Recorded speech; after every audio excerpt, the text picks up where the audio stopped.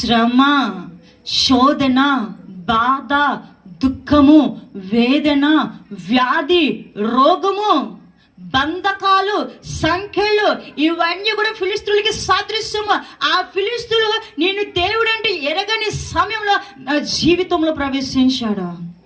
ఫిలిస్తీయుడు అనగా ఎవరంటే నేను దేవుళ్ళకి వచ్చిన తర్వాత తెలుసుకున్నాను. హల్లెలూయా. ఏ స్థితిలో ఫిలిస్తీయుడు నన్ను బంధించి ఉన్నారు, ఏ స్థితిలో ఫిలిస్తీయులు నన్ను ఏలుబడి చేసి ఉన్నారు అనేది నా సాక్ష్యం ద్వారా నేను ముందుకు వెళ్తాను. హల్లెలూయా, హల్లెలూయా. చూడండి, నేను ముస్లిం ఫ్యామిలీ నుంచి వచ్చిన దాన్ని, దేవుని గురించి నాకు తెలీదు. మా అంతా సాంప్రదాయం అంతా కూడా ముస్లిం సాంప్రదాయమే. నేను దేవుణ్ణి నమ్ముకున్నాను 2011వ సంవత్సరములో. అప్పటి వరకు నేను దేవుని గురించి నాకు తెలీదు. ఒక్కడే తెలుసు, యేసు ప్రభుకి సిలువ వేస్తారు, అంతవరకే తెలుసు. కానీ యేసు ప్రభుకి సిలువ వేస్తారు దేని నిమిత్తము ఎప్పుడు తెలుసుకున్నానంటే దేవుడు నన్ను దర్శించిన తరువాత.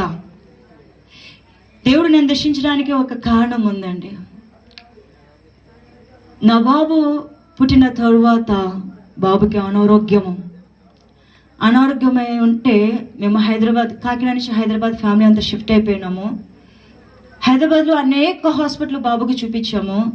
బాబుకి ఎక్కడ కూడా నయం కాలేదు. 6 నెలల బాబుతో నేను హైదరాబాద్ వెళ్ళిపోయాను కాకినాడ నుంచి. అక్కడ అనేక హాస్పిటల్ చూపిస్తే ఒక డాక్టర్ నా బాబు విషయం ఇచ్చిన స్టేట్మెంట్ ఏంటంటే 2 అంశాలు చెప్పారు. 1, నీ బాబు బ్రతకడు. 2, ఒకవేళ నీ బాబు బ్రతికితే మరుగుజ్జుగానే ఉంటాడని చెప్పారు. ఎందుకంటే నా బాబు ఆహారం తీసుకోవట్లేదు. ఒకవేళ బలవంతంగా ఆహారం పెడితే వాడు హైటు లేదు, వెయిట్ లేదు. సంవత్సరం బాబుకి వాడి హైట్ వెయిట్ ఎంత అంటే 3-4 నెలల బాబు ఎంత హైట్ ఉంటాడో అంతే హైట్, అంతే వెయిట్. హల్లెలూయా.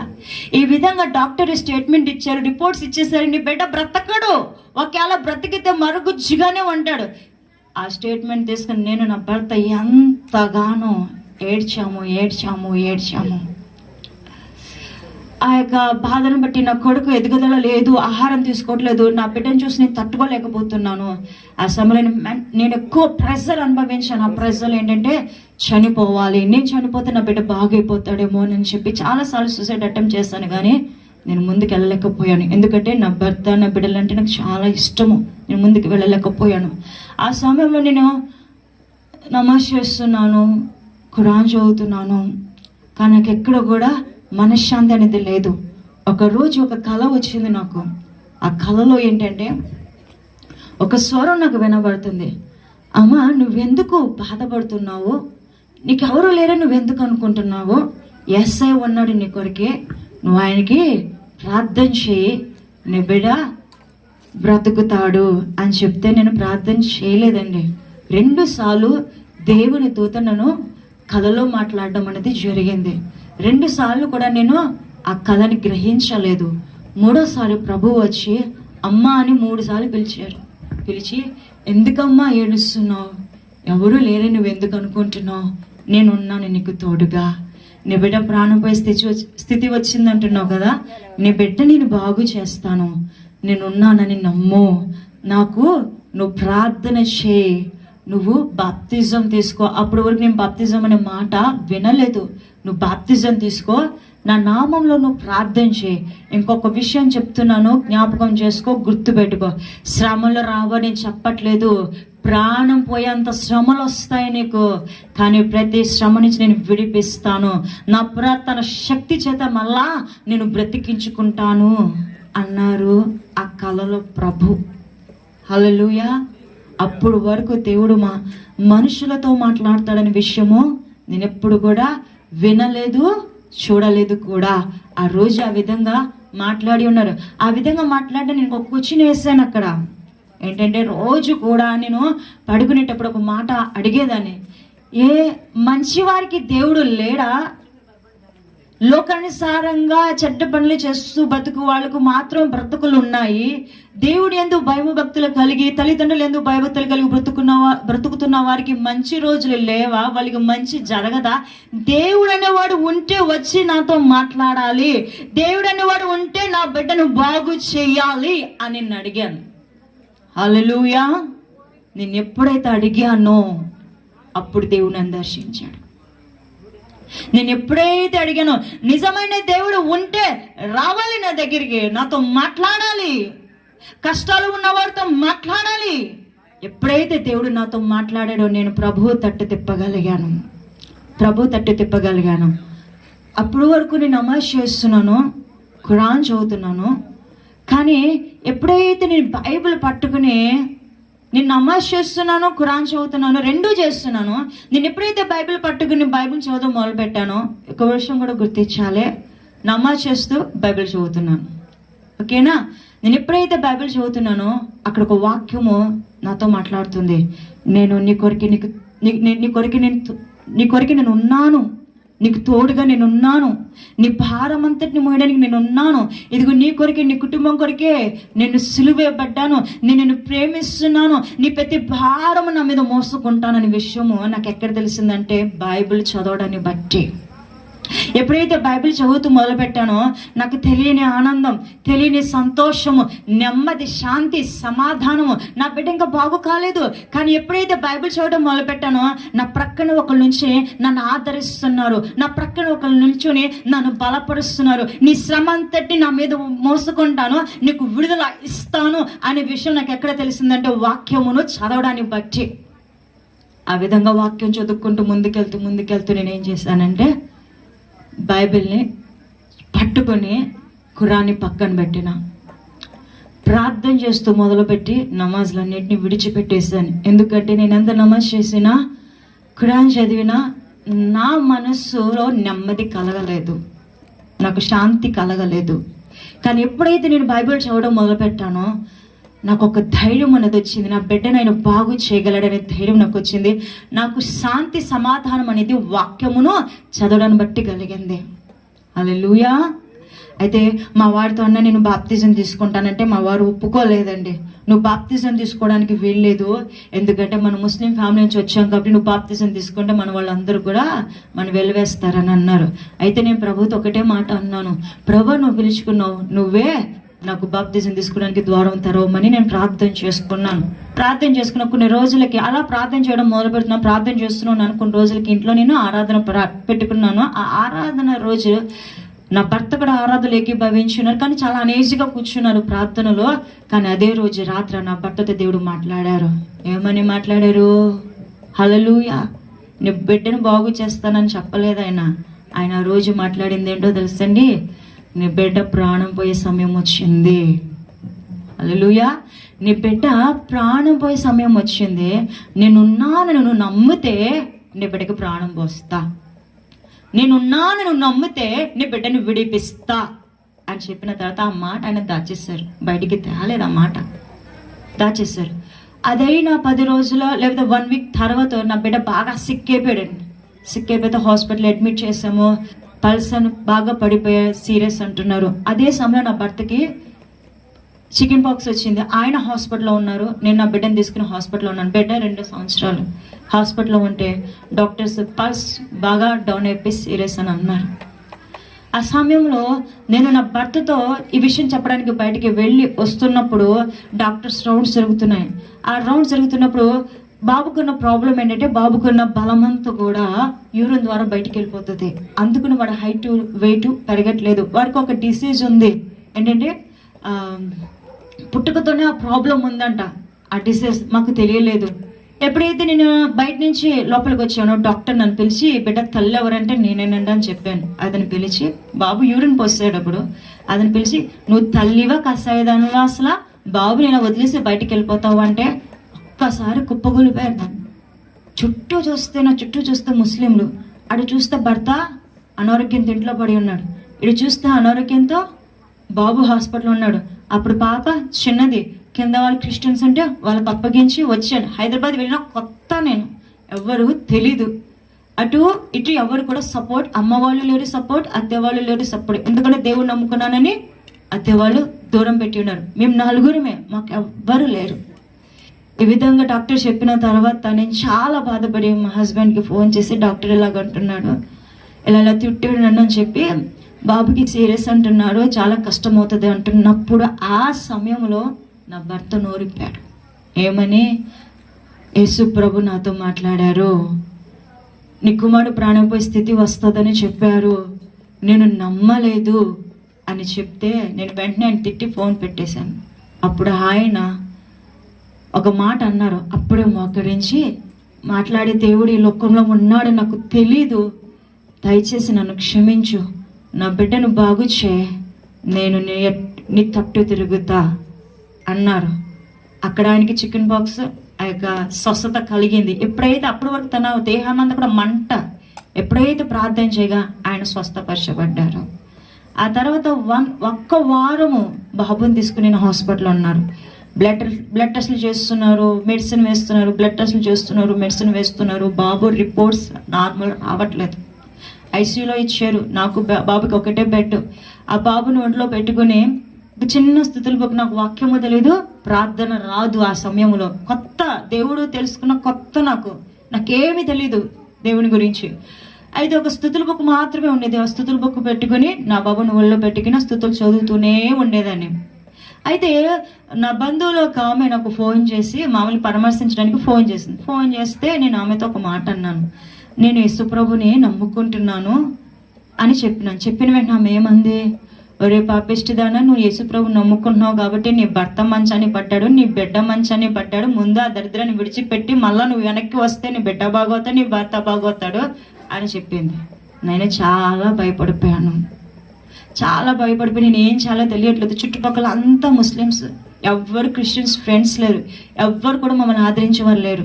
కానీ ఆ సమయంలో నేను తీసుకున్న ఒక్క నిర్ణయము, నిజమే నువ్వు చెప్పింది కొంచెం నేను ఆలోచిస్తాను, నువ్వు చెప్పినట్టే నేను ఆలోచిస్తే మరి నేను పిలిచిన వెంటనే వాళ్ళు రావాలి కదా. యేసుప్రభు ఎందుకు వచ్చారు?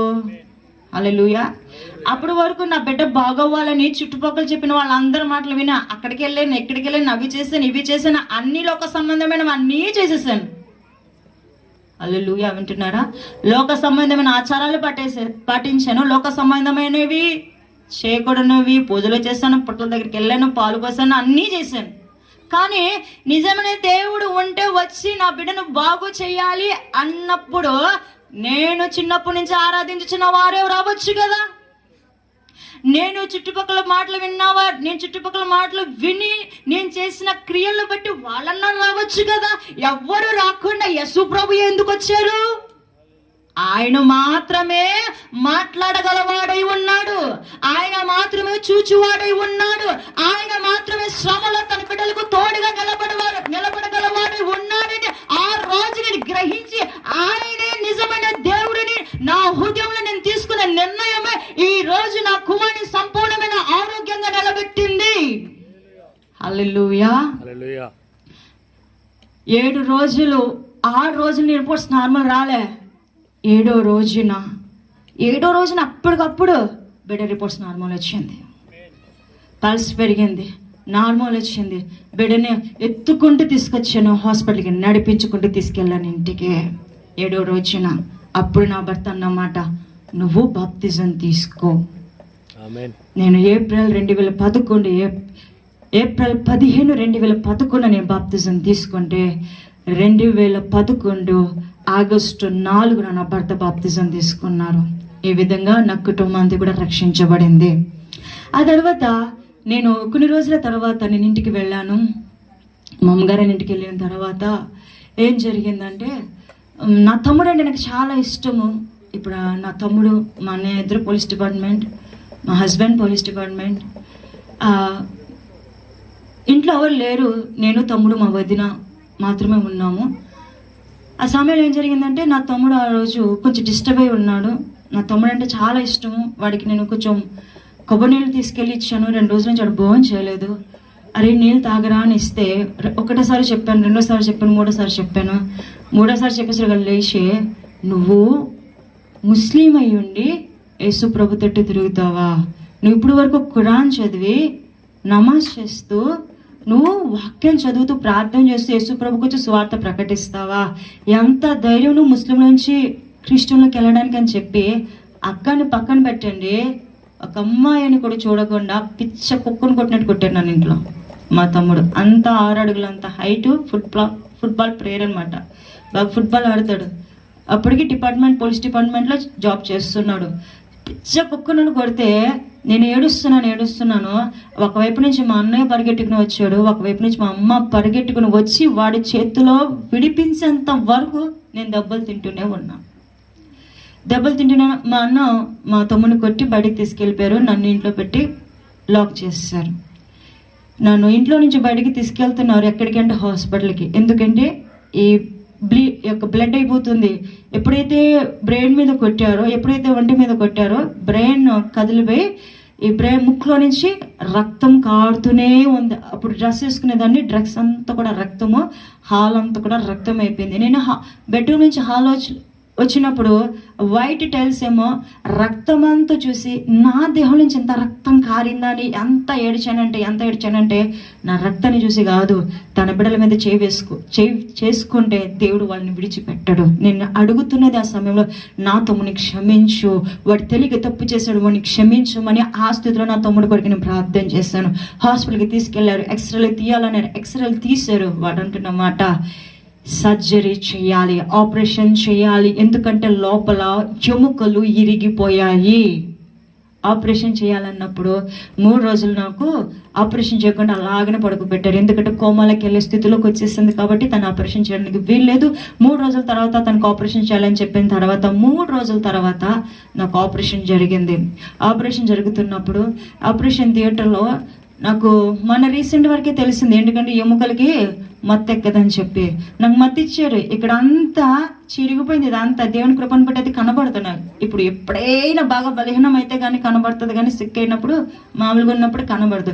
ఇవంతా చిరిగిపోయినప్పుడు ఇక్కడ అంతా కుట్లు వేసి ఆపరేషన్ లోపల ఎముకలు సరి చేస్తున్నప్పుడు నాకు విపరీతమైన బాధ, విపరీతమైన నొప్పి అనేది కలుగుతుంది. ఎముకలు సరి చేస్తున్నప్పుడు అప్పుడు నేను, నా చుట్టూ అందరూ ఫోటోలు ఉన్నారు, అందరూ దేవుళ్ళ ఫోటోలు ఉన్నారు. అక్కడ యేసు ప్రభు ఫోటో కూడా నాకు కనబడింది.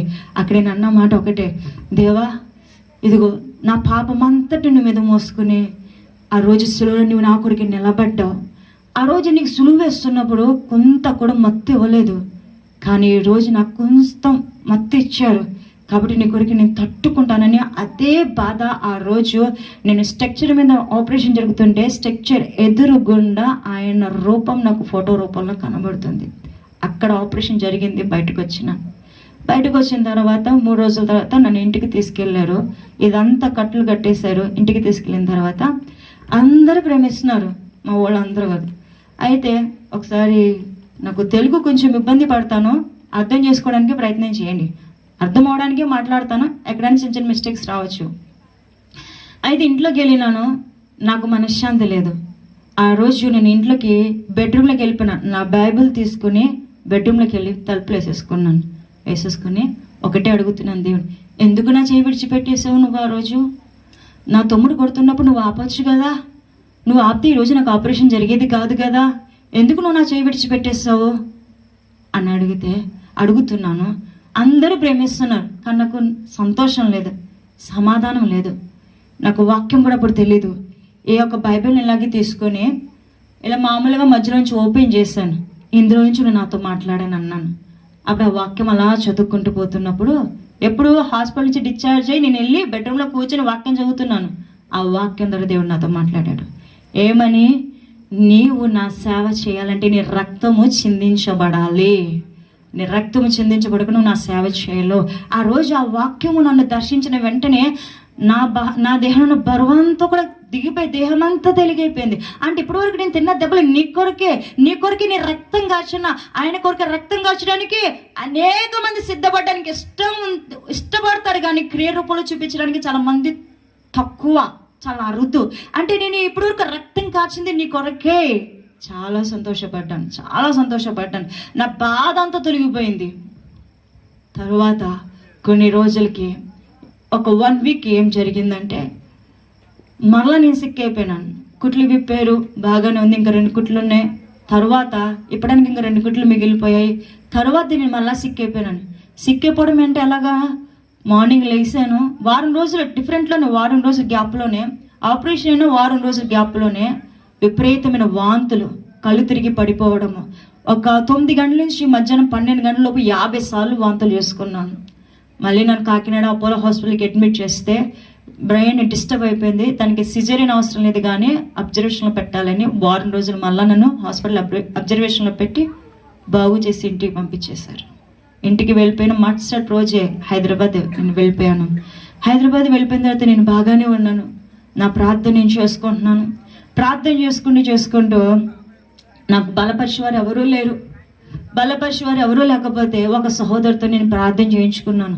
ఆ సహోదరి అన్నది, అమ్మ వేకువజామున లేచి నువ్వు ప్రార్థన చేయి, 3 గంటలకి దేవుడు నీతో మాట్లాడతాడంట అని చెప్పినప్పుడు నాకు అప్పటికి చీకటి అంటే భయం. వేకువజామున లెగడం అంటే 3 గంటలు లెగడం అంటే భయం. 5 గంటలు లెగిస్తాను కానీ కళ్ళు తెరిచి మాత్రమే ప్రార్థన చేస్తాను, కళ్ళు మూసుకుని ప్రార్థన చేయను. నేను భయము.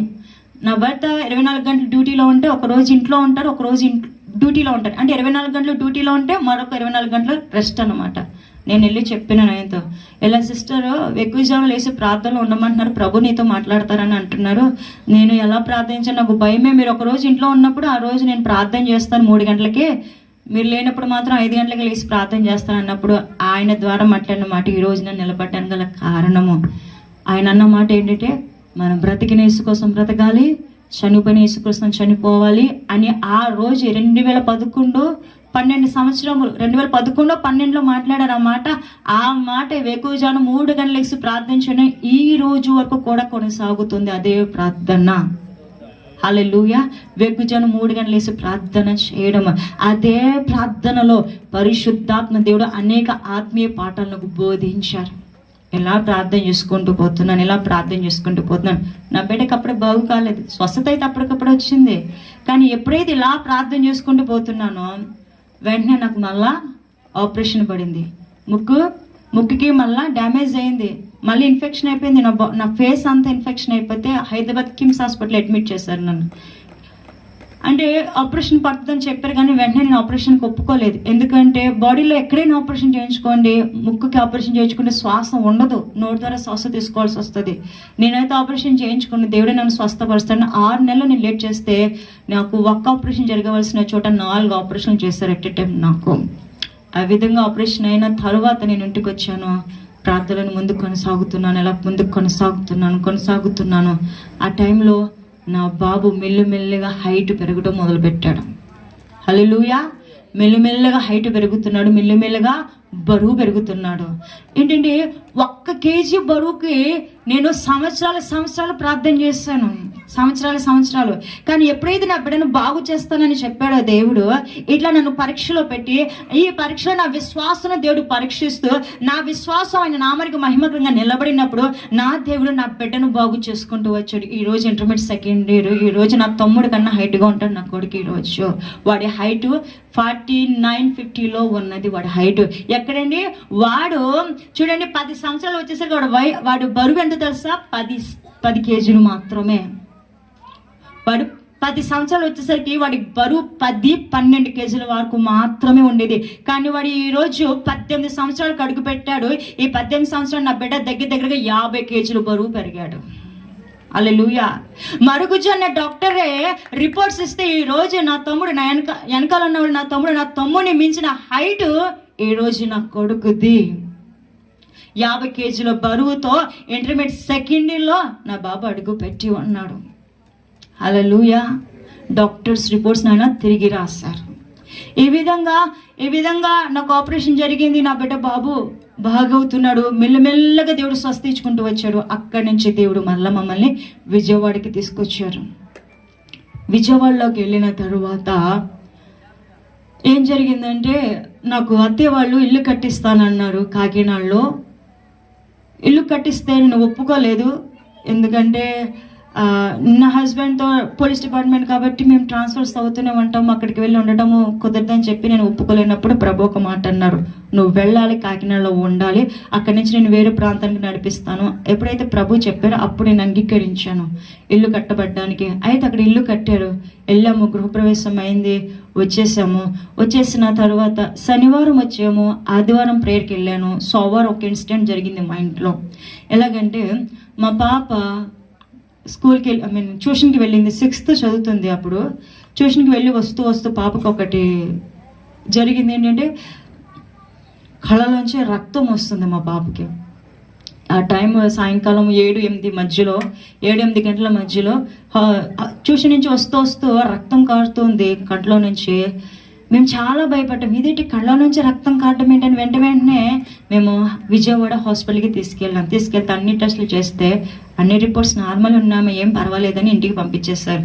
సరే ఏదో కదిలి ఉంటుంది, ఏదైనా నరం కదిలిందేమో అందుకని బ్లడ్ వచ్చిందని మేము అనుకున్నాం. సరే అని లైట్ తీసుకున్నాం. నెక్స్ట్ డేనా పాపకి మళ్ళీ అదే కళ్ళలో నుంచి రక్తం వస్తే మళ్ళీ హాస్పిటల్కి పరిగెట్టాం, మళ్ళీ మెడిసిన్ ఇచ్చారు, మళ్ళీ ఇంటికి వచ్చాం. మళ్ళీ నెక్స్ట్ డేనా ఇంకొక కంట్లో నుంచి రక్తం రావడం మొదలు పెట్టింది. మళ్ళీ హాస్పిటల్ తీసుకెళ్ళాం, మళ్ళీ మెడిసిన్ ఇచ్చారు, మళ్ళీ ఇంటికి ఇచ్చాం. మళ్ళీ మరొక నెక్స్ట్ డేనా 2 కళ్ళ నుంచి ఒక్కసారి రక్తం కావడం మొదలైంది. అలాగే హాస్పిటల్ పరిగెట్టినాం, అలాగే ఇంటికి వస్తున్నాం. మళ్ళా నెక్స్ట్ డే 2 కళ్ళ నుంచి రక్తం కావడం మాత్రమే కాదు, నోట్ల నుంచి రక్తం పడడం మొదలైంది. హల్లెలూయా. విజయవాడ రెయిన్బో హాస్పిటల్ అడ్మిట్ చేశారు. 3 రోజులు ఆహారం ఏమి పెట్టవద్దు, సీరియస్ కండిషన్లో ఉంది పాప అని చెప్పారు. ఇటు చూస్తే నేను దేవుని నమ్ముకున్నాను, నా కుటుంబం అంతా కూడా ఆయనే మద్దుకని మేము నిలబడ్డాము. మాకు ఒకవైపున టెన్షన్, ఎందుకంటే అత్తే వాళ్ళందరూ ఏమంటారు, అమ్మ వాళ్ళందరూ ఏమంటారు, ఒక టెన్షన్. ఎందుకంటే పాప పరిస్థితిని చూసి వాళ్ళు ఏం సలహాలు ఇస్తున్నారంటే అక్కడికి వెళ్ళండి, ఇక్కడికి వెళ్ళండి, అది కట్టించండి, ఇది కట్టించండి అని చాలామంది చాలా రకాలుగా సలహాలు ఇచ్చారు. కానీ నేను నా భర్త ఒకటే మాట మీద నిలబడ్డాం, ఆయనే ఇచ్చాడు, ఆయన ఇష్టము మాత్రమే జరగాలి అని మేము నిలబడ్డాము. ఆ యొక్క 3 రోజులు ఉపవాసంలో పెట్టారు. మా అమ్మాయికి ఏమి కూడా ఫుడ్ ఇవ్వకుండా 3 రోజులు ఉపవాసంలో పెట్టిన తరువాత ఆ 3 రోజున నైట్న మా వాళ్ళందరూ ఇంటికి వెళ్ళారు, మా హస్బెండ్ ఇంటికి వెళ్ళారు. ఇంటికి వెళ్ళిన తరువాత పాపకి బ్రీతింగ్ ఆడట్లేదు, ఆయాసం వచ్చేసి ఊపిరి అందుకోవట్లేదు, ఊపిరి అందుకోలేకపోతుంది పాప. వెంటనే డాక్టర్స్ చెప్పిన వెంటనే ఐసీయూలోకి షిఫ్ట్ చేశారు పాపని. లాస్ట్ స్టేజ్లో ఉంది నా పాప. ఆ లాస్ట్ స్టేజ్లో తన లంగ్స్ మీద కరెంట్ పెట్టి తన హార్ట్ బీట్ని మళ్ళీ రేజ్ చేశారు. హల్లెలూయా. అప్పుడు మార్నింగ్ పాపని ఐసీయూ నుంచి తీసుకొచ్చి మాకు అప్పగించి అర్జెంటుగా మీరు హైదరాబాద్ హాస్పిటల్కి తీసుకెళ్ళిపోండి, పాప పరిస్థితి బాగాలేదంటే మేము హైదరాబాద్ హాస్పిటల్కి వెళ్ళిపోయాము. అప్పటికి నేను సేవ చేస్తున్నాను. హైదరాబాద్ హాస్పిటల్కి వెళ్ళిన తర్వాత ఆ హాస్పిటల్ పేరు చూస్తున్నాను, క్యాన్సర్ హాస్పిటల్ అని పెద్ద పెద్ద అక్షరాలతో రాయబడి ఉంది. కుప్పగుల్లిపోయిన ఒకసారి చివరికి నా బిడ్డను తీసుకుని క్యాన్సర్ హాస్పిటల్ రావాల్సి వచ్చింది. ఎంతోమందికి ప్రార్థన చేస్తుండగా నువ్వు స్వస్థత ఇచ్చావు కదా ప్రభా, ఈ సమయంలో నా బిడ్డను తీసుకుని క్యాన్సర్ హాస్పిటల్ రావడం ఏంటి అని నేను అడుగుతున్నప్పుడు ప్రభుని నువ్వేమి భయపడక ధైర్యంగా ఉండుము అని అంటున్నారు. ఎన్నెన్నో టెస్టులు జరుగుతున్నాయి, ఈ రక్తం ఆ రక్తం ఎన్నో రకాలుగా రక్తాలు తీస్తూ పాపకి టెస్టులు చేస్తూ పాప బాగా నలిగిపోయింది. ఒక టెస్ట్ మాత్రం ఆ పర్మిషన్ అడిగారు పాప కోసం, ఎందుకంటే పాప అలాగా స్పృహలో ఉండగానే తన చేతికి ప్లేట్తో కట్ చేస్తే ఆ రక్తం తీసి టెస్ట్ చేయాలన్నారు. మేమైతే చాలా బాధపడ్డాం, కానీ తప్పదు చేయాల్సిందే, మీరు మాకు సహకరించాలన్నప్పుడు పాపని మాటల్లో పెట్టి వారికి అప్పగించాను అలాగే వారు బ్లడ్తో కట్ చేసిన వెంటనే ఎప్పుడైతే బ్లడ్ వచ్చిందో ఆ బ్లడ్ని తీసుకుని టెస్ట్లకి పంపించారు. ఇంకా టెస్ట్ రిపోర్ట్ సమయం వచ్చేసింది. ఈవినింగ్ 5 గంటలకి రిపోర్ట్స్కి రమ్మన్నారు, డాక్టర్ని కలవడానికి రమ్మన్నారు. ఆ రిపోర్ట్స్ తీసుకున్న డాక్టర్ దగ్గరికి భయంతో వెళ్తున్నాము. ప్రభువుని అడిగిందని, ఏంటి ప్రభు ఆ రిపోర్ట్స్ వచ్చాయి, ఏం చేయాలంటే ఏం భయపడక వెళ్ళు, అన్ని రిపోర్ట్స్ నార్మల్ వస్తాయి అని అన్నారు. భయంతో డాక్టర్ రూమ్లో అడుగు పెట్టాం నేను నా భర్త. ఏమంటారు అని చెప్పి ఆమె ఒకటే మాట అనేది, రిపోర్ట్స్ అన్నీ నార్మల్, ఏ ప్రాబ్లము లేదు. హల్లెలూయా. రిపోర్ట్స్ని తీసుకుని పాప తీసుకుని బయటకు వచ్చేసాను. ఇప్పుడు నేనేం చెయ్యాలి? పాపకు చూస్తే కళ్ళ నుంచి రక్తం వస్తుంది, నోట్ల నుంచి రక్తం పడుతుంది. ఇప్పుడు నేనేం చెయ్యాలి? నేనేం చేస్తే నా పాపకి బాగవుతుంది అంటే నేను అలా ప్రార్థన చేస్తున్నప్పుడు దేవుడు ఒక మాట అన్నాడు, నువ్వేమి కదా నేను చెప్పినట్టు చెయ్యన్నారు. ఏంటి ప్రభా అని అడిగినప్పుడు, నువ్వు కాకినాడ వెళ్ళు, నేను అక్కడి నుంచి మరొక చోటికి సేవకి పంపిస్తాను, నీ కూతురికి నేను స్వస్థత ఇస్తానని చెప్పారు. సరే, అప్పుడు ఎలక్షన్స్ సమయము, 2 ఎలక్షన్ సమయం కాబట్టి నా భర్తకి సెలవు దొరకట్లేదు. ఈ ఎలక్షన్స్ అయిపోయినాక వెళ్తాను ప్రభువా అని మొత్తం సామాన్ అంతా ప్యాక్ చేసుకున్నా కానీ వెళ్ళలేదు. వెంటనే ప్రభు మాట్లాడారు, ఏమనంటే నేను ఇచ్చిన సమయానికి 2 రోజుల లేట్ అయినా నీ కూతురు చేయి జారిపోతుంది అని అన్నారు. లేదు ప్రభా, నువ్వు ఇచ్చిన సమయానికన్నా ముందుగా నేను కాకినాడ సామాన్తో సహా షిఫ్ట్ అయిపోతానని ప్రభుకి మాట ఇవ్వడము. ప్రభు ఇచ్చిన సమయం కంటే ముందే నేను సామాన్ తీసుకుని కాకినాడకి షిఫ్ట్ అయిపోవడము. ఎప్పుడైతే కాకినాడ షిఫ్ట్ అయిపోయానో నా పాపకి బ్లడ్ అనేది ఆగిపోయింది. కళ్ళ నుంచి బ్లీడింగ్ అనేది ఆగిపోయింది, నోట్ల నుంచి బ్లీడింగ్ అనేది ఆగిపోయింది. దేవుడు నామానికి మహిమకరంగా దేవుడు స్వస్థత ఇచ్చున్నాడు. ప్రపంచంలో నా కూతురికి జరిగింది 2వ అమ్మాయి అంట. ప్రపంచం అంతట్లో మా అమ్మాయిది 2వ కేసు. హల్లెలూయా, హల్లెలూయా. అక్కడ దేవుడు స్వస్థత ఇచ్చున్నాడు. అక్కడి నుంచి మొదలుకొని దేవుడు ఒక ప్రాంతానికి, ఒక ఇదే ప్రాంతం ఈ యొక్క పల్లెటూరు ప్రాంతం లాంటిది ఒక ప్రాంతానికి దేవుడు నన్ను నడిపించాడు సేవకి. అక్కడికి నా కుటుంబ సమేతంగా నేను సేవకి వెళ్ళిపోవడం అనేది జరిగింది. నేను కట్టించుకున్నది ఇల్లు ఎంతో విలువైనది. ఆ విలువైన ఇల్లుని విడిచిపెట్టి దేవుడి సేవకి రమ్మన్నాడు. విడిచిపెట్టేసి కొరిమెల్లి ప్రాంతము, రాజమండ్రి దగ్గర కొరిమెల్లి ప్రాంతంలో పల్లెటూరు వ్యవసాయం చేస్తున్న మధ్యలో నేను సేవ చేయడానికి వచ్చి ఉన్నాను. హల్లెలూయా. అక్కడ రేకుల షెడ్ వేసుకొని అక్కడ ఒక చర్చ్ కట్టి అక్కడ సేవ నడిపిస్తూ ఉన్నాము. ఆ తర్వాత ఏం జరిగిందంటే, ఆ తర్వాత ఇంకా ఈ యొక్క నేను చాలా సిక్ అయ్యాను. ఎలాగంటే విపరీతంగా నాకు హెడేక్ వస్తుంది, విపరీతంగా నాకు కడుపు నొప్పి వస్తుంది. ఇలా హెడేక్ విపరీతంగా కడుపు నొప్పి వస్తుంటే నేను చాలా నలిగిపోతున్నప్పుడు హెడేక్ విషయంలో నాకు స్కానింగ్లు అవన్నీ తీస్తారు, ఎంఆర్ఐ స్కాన్లు అవన్నీ తీస్తే రిపోర్ట్స్ అన్ని నార్మల్ అని వచ్చాయి. రిపోర్ట్స్ నార్మల్ వస్తే ఎందుకు ప్రభావ నాకు అంత భయంకరంగా తలనొప్పి వస్తుంది అంటే అది చేతబడి అని చెప్పారనమాట. చేతబడి అని చెప్పడం ఏంటి, ఇప్పుడు ఎలాగ నేను ఎలా విడుదల పొందుకోవాలి అని నేను ప్రార్థనలో ఉన్నప్పుడు నేను విజయవాడలో ఒక ఆరాధనకి వెళ్ళినప్పుడు అక్కడ ఒక సేవకుడు వాక్యం ఇస్తున్నప్పుడు నేను ఆ వాక్యం పట్టుకున్నాను.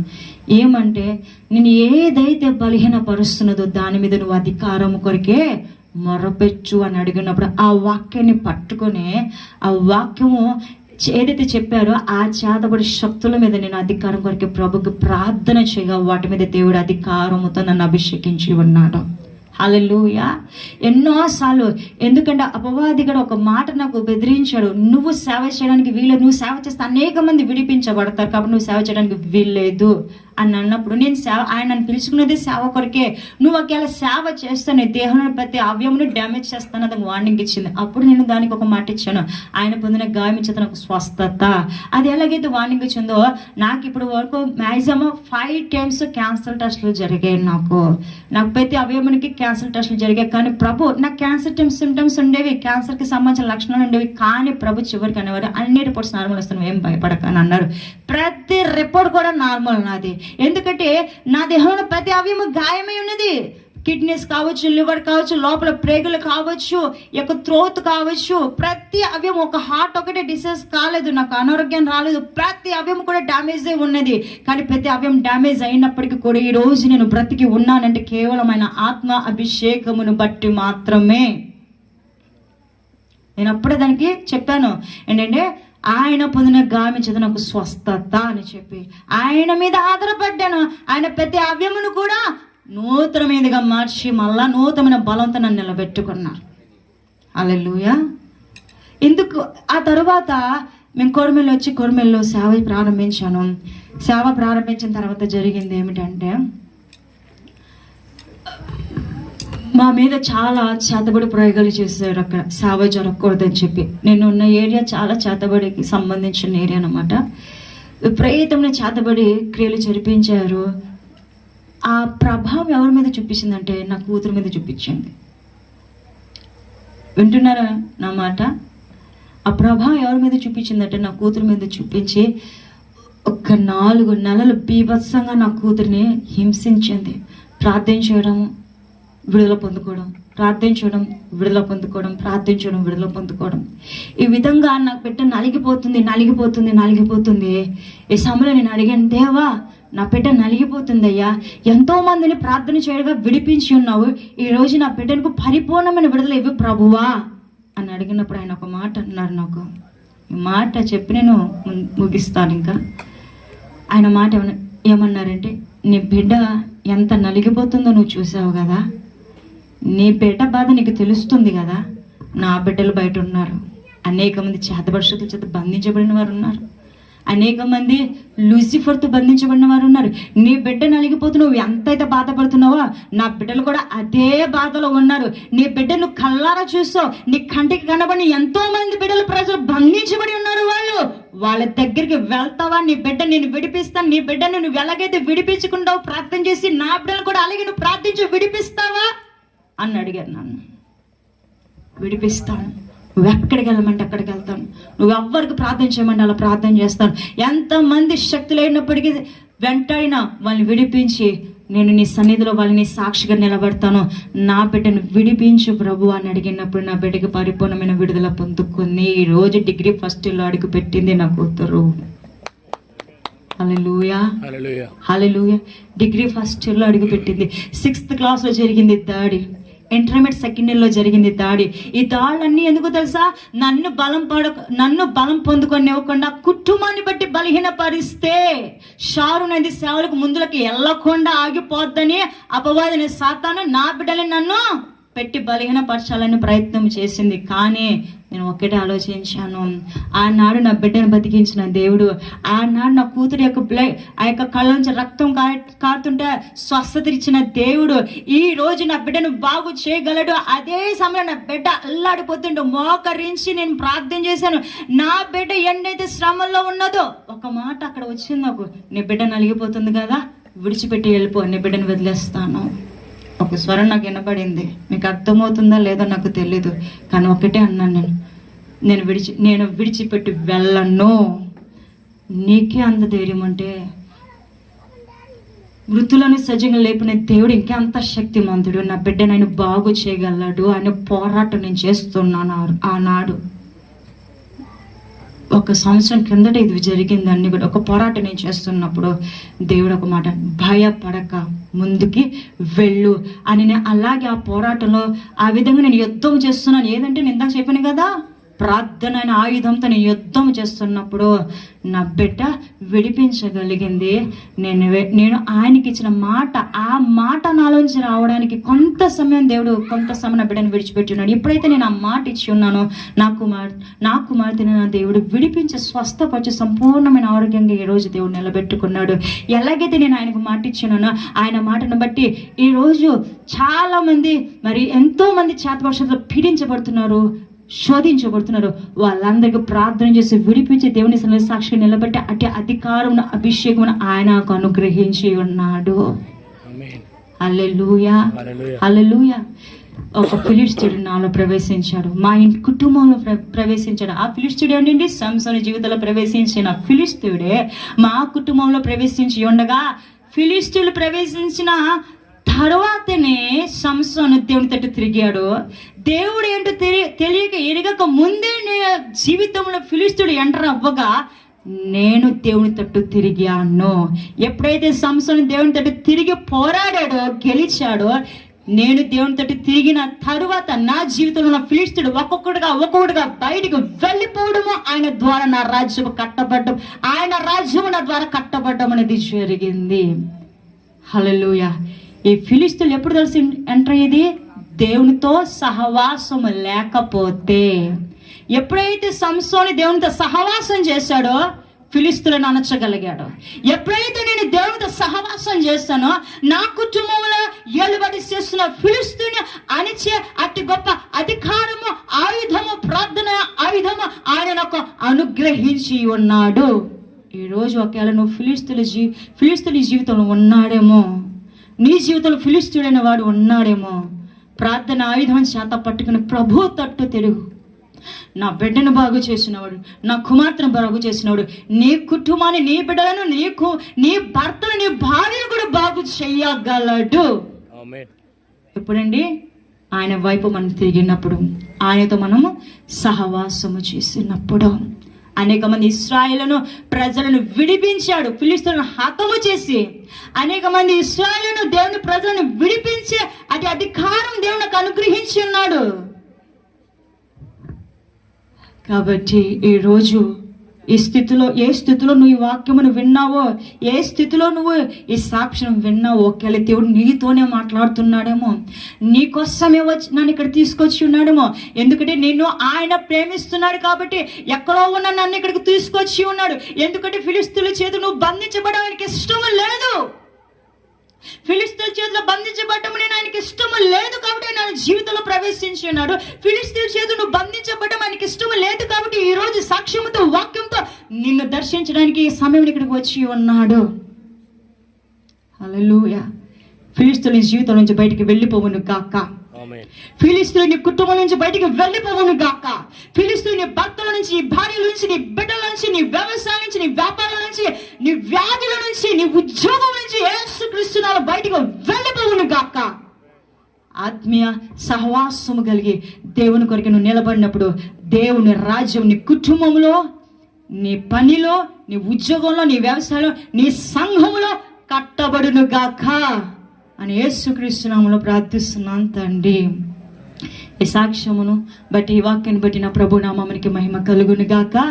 ఇటు అవకాశం ఇచ్చిన రమేష్ అన్నకి, నా తోటి సేవకులందరికీ కూడా, అదేవిధంగా దేవుని బిడ్డలందరికీ కూడా హృదయపూర్వకంగా వందనాలు చెల్లిస్తున్నాను. దేవునికి మహిమ కలుగును గాక. ఆమె సాక్ష్యం చెప్పింది కదా. ఈ నోట్ ఎంత మీకు కనబడుతుందా? చెప్పాలి, సరిగ్గా చూడండి. 500 అందరూ చూడాలి. రాజేష్ అన్న ఇటు రండి.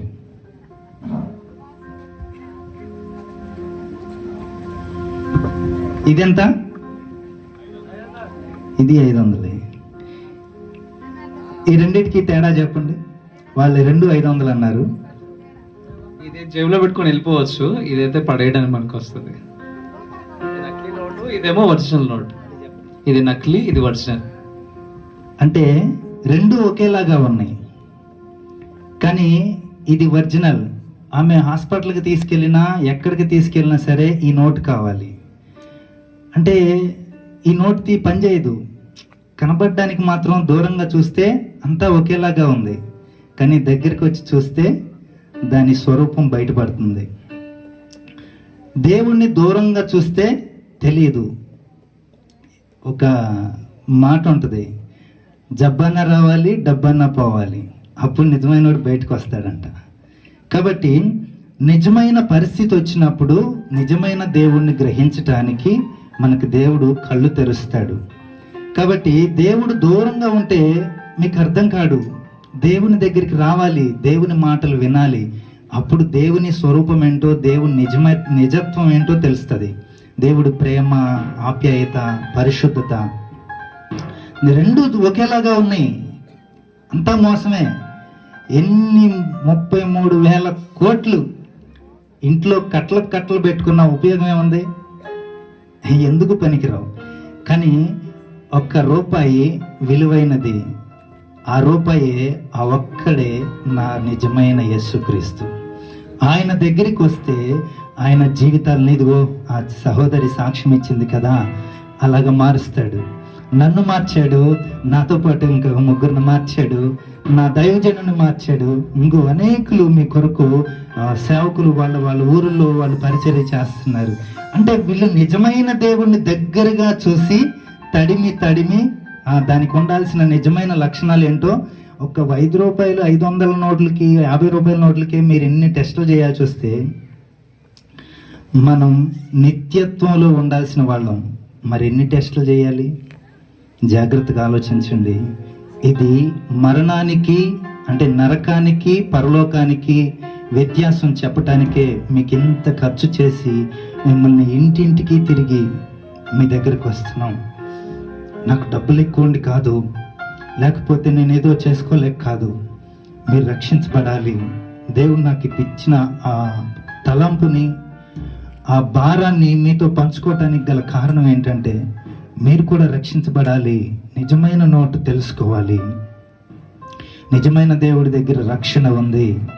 ఆయన దేనిలోనైనా ఆయన బిడ్డలు నడిపిస్తాడు. సముద్రంలోనైనా నడిపిస్తాడు, సముద్రం మీదైనా నడిపిస్తాడు. ఎట్లాంటి శ్రమలోనైనా నడిపించగలిగిన సత్తా కలిగినోడు నేను ఆరాధించే దేవుడు. ఆయన్ని మీరు తెలుసుకోవాలని నేను మీ మధ్యలో ప్రకటిస్తున్నా. దేవునికి మహిమ కలుగును గాక. అలాగ పరీక్షించి నిజమైన దేవుణ్ణి మీరు తెలుసుకోండి. మన మధ్యలో దైవజనులు దావీదయ్య గారు ఉన్నారు, చివరిగా ప్రార్థన చేస్తారు. ఆశీర్వాదం రామాచారయ్య గారు ఇస్తారు. స్టేజ్ మీదకి రండి అయ్యా. మా ప్రజలు ఎదుగు కష్టపడతారు, వాళ్ళు ఎంతో కష్టపడతారు. వాళ్ళ పరిచర్య, వాళ్ళ పనులు, వాళ్ళ పశువులు, పాడి పంటలు అన్నీ వాళ్ళు నూరంతలుగా అభివృద్ధి చెందినట్లుగా, వాళ్ళ వ్యవసాయం, వాళ్ళ పిల్లలు వాళ్ళు రక్షణ పొందినట్లుగా వారి కొరకు ప్రార్థన చేయండి.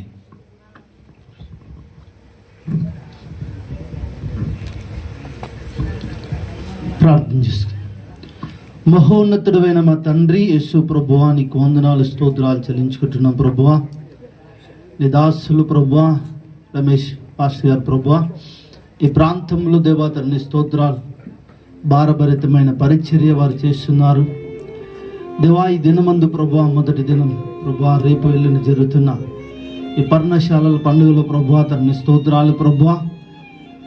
నీ దాసురాలు ప్రభువా, వాక్యం ద్వారా, సాక్ష్యం ద్వారా తన జీవితంలో ఎన్నో శ్రమలు అనుభవించి ఎంతగానో వేదన పడి చివరిగా ఈ భూమి మీద ప్రభువా ఎవరు బాగు చేయలేని మనుషుల వల్ల కాంది, వైద్యుల వల్ల కాంది ప్రభువా, నువ్వు ఆ పక్షా నుండి ప్రభువా అనేకమైన కార్యాలు జరిగించిన మా తండ్రి స్తోత్రాలు చెల్లించుకుంటున్నాం ప్రభువా. అనేక మంది ప్రభువా ఈ ప్రాంతంలో శ్రమలు, బాధలు, దుఃఖములతో ఉన్నట్లయితే నువ్వు ఆకర్షించండి. నువ్వు ఆకర్షించినట్లయితే నీ ఎద్దుకు వారు పరిగెత్తుకొని వస్తారు కనుక ఈ రాత్రికాల సమయంలో ప్రభువా, ఎంతమంది అయితే ప్రభువా నీ వాక్యమును, నీ మాటలు విన్నారు, సాక్ష్యమును ప్రభువా విన్నారు దేవా, వారి హృదయంలో నీ కార్యమును జరిగించమని ప్రార్థిస్తున్నాం దేవా. తండ్రి స్తోత్రాలు ప్రభువా. నీ దాసులు ప్రభువా ఈ ప్రాంతమును ఇంకను సంఘమును ప్రభువా అభివృద్ధి పరచమని ప్రార్థిస్తున్నాం. అనేకమైన నూతనాత్మల్ని ప్రభువా ఇక తండ్రి నువ్వు తోడుకోరమ్మని ప్రార్థిస్తున్నాం దేవా. తండ్రి స్తోత్రాలు ప్రభువా. వచ్చిన ప్రతి ఒక్కరిని దీవించండి. ఈ రాత్రి ప్రభువా జరిగిన ప్రతి ఒక్క ప్రభువా ఈ కూటమును బట్టి నీకు స్తోత్రాలు చెల్లించుకుంటూ మహిమ ఘనత ప్రభావములు మీరే పొందమని యేసు నామమున ప్రార్థించడు వేడుకుంటున్నాం పరలోకపు తండ్రి, ఆమేన్. మన ప్రభువైన యేసుక్రీస్తు కృపయు పరిశుద్ధాత్మక దేవుని సన్నిధి సభాసమం ఇది మొదలుకొని అంతమ వరకు ఈ దినము సహోదరి కాకినాడ నుంచి వచ్చి తన జీవితంలో దేవుడు చేసిన అద్భుతములు మన కళ్ళ ముందు కట్టినట్టుగా చూపించి ఉన్నారు. వారిని, వారి కుటుంబాన్ని, వారి పరిచర్యను, ఈ సాక్ష్యం విన్నటువంటి మిమ్ములను, మీ కుటుంబాలను సంపూర్ణంగా దేవుడు దీవించి ఆశీర్వదించి తన తండ్రి, కుమార, పరిశుద్ధాత్మ నామములో నిరంతరం ఆయన కాచి కాపాడును గాక. ఆమేన్. అందరికీ వందనాలు. భోజనాలు ఉన్నాయండి. మిమ్మల్ని ఏమైనా బాధ పెడితే దయతో క్షమించండి. అందరూ భోజనాలు చేసి సంతోషంగా వెళ్ళాలి. ఇంకా 2 రోజులు ఉన్నాయి. ఆయన కాకినాడ కాదు చెన్నై నుంచి వస్తాడు. దాండేలి ప్రాంతం కర్ణాటకను చెన్నైకి బార్డర్లో ఉంటుంది. ఆయన రేపొద్దునే వస్తారు. మరి పెందలకాడ రండి, పెందలకాడ వెళ్ళిపోదాం. అందరికీ వందనాలండి. Thank you.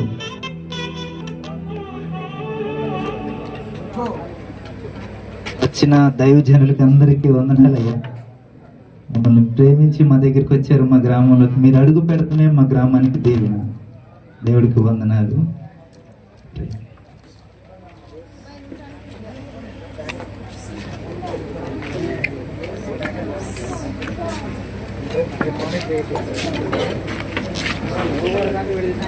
గణేష్